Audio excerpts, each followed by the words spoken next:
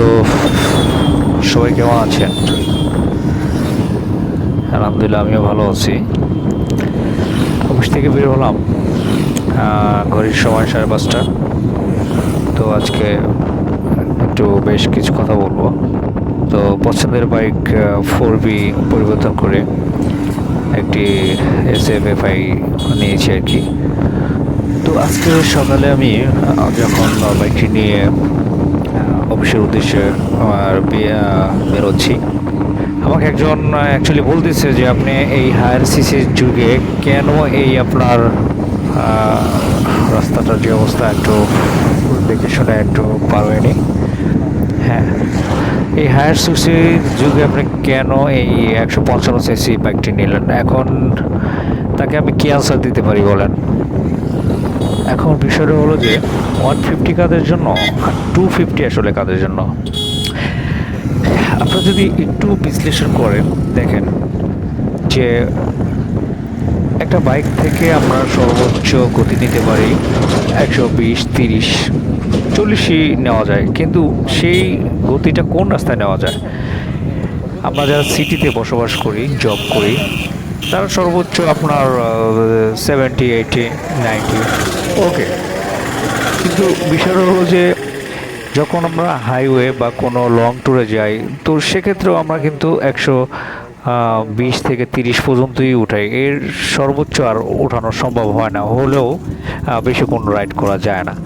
তো সেক্ষেত্রে 250 সিসিটার পারফরমেন্সটা আপনি আসলে কিসে ব্যবহার করতে চাচ্ছেন? এতগুলো টাকা দিয়ে আপনি যখন একটা হায়ার সিসি নিবেন, তো সেটা চালানোর জন্য তো আপনাকে একটা রাস্তা বেছে নিতে হবে।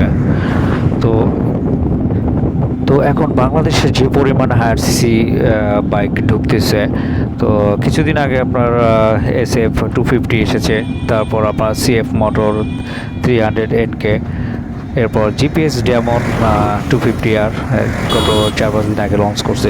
তো এই যে হায়ার সিসি বাইকগুলো বাংলাদেশে আসছে, তো এই বাইকগুলো অ্যাকচুয়ালি আপনার যে প্রতিটা মানুষই যে ইউজ করতে পারবে এমন কিন্তু না।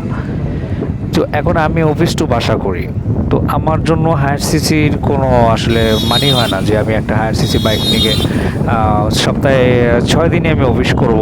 তো এই 6 দিনই আমি হায়ার সিসি নিয়ে অফিসে যাব আসবো। আমার বাসা থেকে অফিস ডিস্টেন্স 10 কিলো বা 5 কিলো। তো এই হায়ার সিসি বাইক নিয়ে যদি আমি অফিস করি, এটা আমার জন্য কতটুকু আসলে মানানসই বা প্রযোজ্য? আমি মনে করি আমার জন্য বেটার। এখন আমরা মানুষেরা যারা সাধারণ মানুষ আর কি, তো এখন একটা বাইক নিয়ে আমরা সকল আশা পূরণ করতে চাই। যেমন একটা বাইক নিয়ে আমরা বাজারে যাব, এই বাইকটি নিয়েই আমরা শপিংয়ে যাব, এই বাইকটি নিয়ে আমরা ঘুরতে যাব, এই বাইকটি নিয়ে আমরা অফিস করব। তো দেখা যাচ্ছে একটা হায়ার সিসি বাইক নিয়ে সেটা সম্ভব না, এটা কোনোভাবে পসিবলও না। কারণ আপনার একটা শক্তিশালী ইঞ্জিন নিয়ে আপনি এই সিটিতে এভাবে ড্রাইভ করা কোনোভাবে সম্ভব হবে না, পসিবল হবে না। তারপরে ইঞ্জিনও গরম হবে, আপনি একটু বোরিং ফিল করবেন। এখন বিষয়টা হলো যে আমি এই হায়ার সিসি বাইকটার কোনো খারাপ দিক বলতেছি না বা কাউকে নাও করতেছি না নেওয়ার জন্য।